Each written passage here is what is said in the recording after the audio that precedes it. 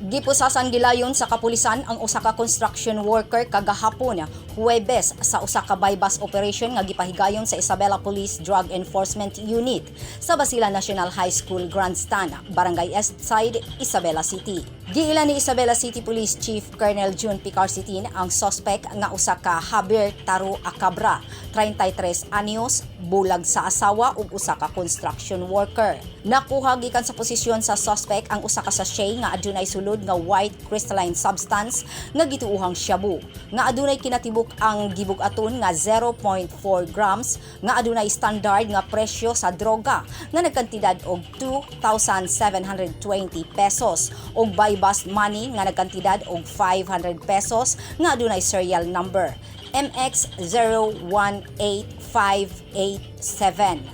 Giandam na sa Isabela Police Office ang pagsampa og kasong paglabag sa Republic Act 9165, Section 5 ug 11 o Comprehensive Dangerous Drug Act of 2002 bato kay Javier Taro Acabra. Samtang ang mga ebidensyang nakuha gikan kaniya gidala na sa Basilan Crime Laboratory alang sa mas makuting investigasyon.